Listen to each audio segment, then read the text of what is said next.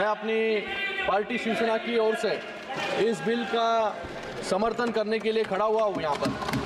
ये बिल जो बिल को यहाँ पर सिर्फ पॉलिटिसाइज करने का काम यहाँ पर कुछ लोग कर रहे हैं, जाति का नाम, धर्म का नाम लेकर इस बिल का विरोध यहाँ पर कर रहे हैं। मुझे लगता है कि यहाँ पर I think shame on you all people. क्या इस देश में एक ही कानून चलेगा? आपको अलग कानून क्यों चाहिए?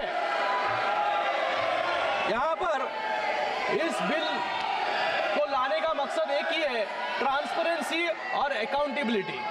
मुझे लगता है कि जिस तरीके से इन्होंने पूरे देश में संविधान के नाम पर भ्रम फैलाने का काम किया, फिर से आज इस बिल के नाम पर जो है भ्रम फैलाने का काम ये ऑपोजिशन पार्टीज यहाँ पर कर रहे हैं। यहाँ पर जो बहुत सभी लोग सेक्युलरिज्म के बारे में बात कर रहे हैं यहाँ पर, मुझे लगता है कि मैं इनको याद दिलाना चाहूंगा कि इनकी जब सरकार थी तभी महाराष्ट्र के मंदिरों पर शिरडी हो, महालक्ष्मी हो, कोल्हापुर का महालक्ष्मी हो, तुलजापुर हो, वहां पर एडमिनिस्ट्रेटर बिठाने का काम भी इन्होंने किया था। तभी इनको पता नहीं, इनको याद नहीं आया, तभी इनको सेक्युलरिज्म याद नहीं आया, तभी इनको फेडरलिज्म याद नहीं आया। लेकिन आज इस देश में जब एक कानून से ये देश चलेगा तो अलग कानून की जरूरत यहाँ पर क्यों है? यहाँ पर जुडिशरी पे, यहाँ पर कोर्ट पर इनको विश्वास नहीं है। मैं यहाँ पर इन लोगों को यह भी याद दिलाना चाहूंगा, इस बिल में महिलाओं को, मुस्लिम महिलाओं का रिप्रेजेंटेशन भी यहाँ पर देने का काम सरकार ने किया है। मैं इनको 1986 में लेके जाना चाहूंगा कि जब शाहबानो को इस सदन ने न्याय देने का काम किया, उस न्याय को छीनने का काम, मुस्लिम महिलाओं को पीछे ढकेलने का काम भी इन्होंने किया, इन्हीं कांग्रेस ने किया।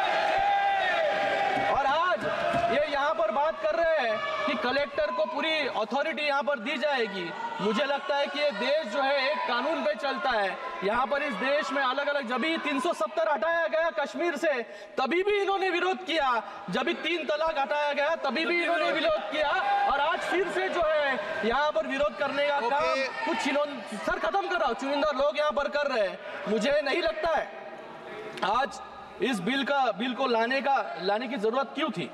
एक तो ये जो वक्फ है वो 3rd लार्जेस्ट लैंड होल्डर है पूरे देश में।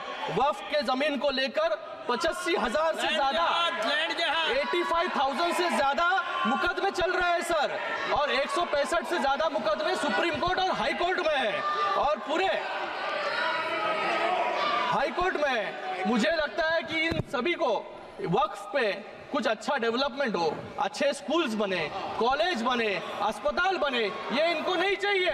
इनको सिर्फ जो है इनका वोट बैंक जो है, ये वोट बैंक खुश करने के लिए, एक समाज को खुश करने के लिए जो है यहाँ पर इस बिल का विरोध कर रहे हैं। मैं आज ये बोलकर फिर से इस बिल का स्वागत करता हूँ, और आप भी जो है ये बिल का जो विरोध कर रहे हैं वो बिल का समर्थन करें, और मुस्लिम लोगों को, मुस्लिम समाज को जो पीछे ढकेलने का काम आप कर रहे हैं उसको फिर से, मुस्लिम महिला हो, मुस्लिम बच्चे हो, मुस्लिम समाज हो, धन्यवाद अध्यक्ष महोदय, काम करें। धन्यवाद। ये बहुत ही एक नाजुक विषय है, और सदन में जो पीड़ा आज सभी सदस्यों ने उत्पन्न किया है, मैं चाहूंगा कि सरकार उसका संज्ञान ले। जो संविधान के आधार है 15, 25, 26, 30, 29, उसका संज्ञान ले। ये सीधा सीधा ये कानून धर्म से और आस्था से जुड़ा हुआ है, और इसलिए इसको लेकर जल्दबाजी नहीं करनी चाहिए। वक्फ वो इस्लाम के लोग जो उसको मानते हैं, जिनके दिल में करुणा है, जो समाज के प्रति कर्तव्यबद्ध है, वो इस रास्ते को अपनाते हैं, और इसीलिए उनके प्रति हमें संवेदनशील होनी चाहिए।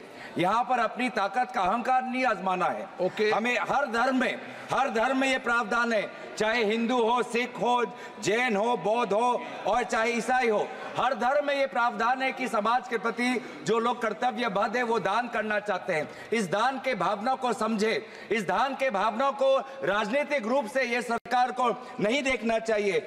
और आज ये बिल विश्वासजनक नहीं है, क्योंकि वे जो संविधान को बदलना चाहते हैं, वे जो लोगों की पहचान कपड़ों से करते हैं, वो उन लोगों पर विश्वास नहीं किया जा सकता। इस बिल का हम विरोध करते हैं।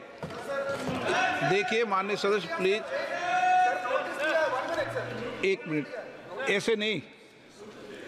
माननीय सदस्यगण, मैंने सभी दलों को के लोगों के प्रमुख लोगों को इस पर बोलने का पर्याप्त समय दिया। सबने अपनी बात पर्याप्त बात रखी। अब मैं चाहूँगा कि मंत्री जी, माननीय मंत्री जी इस पर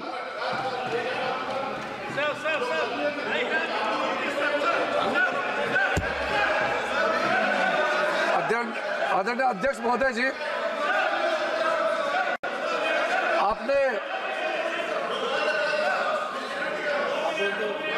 आपने कई इस सदन के मेंबर्स को इस महत्वपूर्ण बिल में उन्होंने जो नोटिस दिया उसको एडमिट करके बोलने का मौका दिया।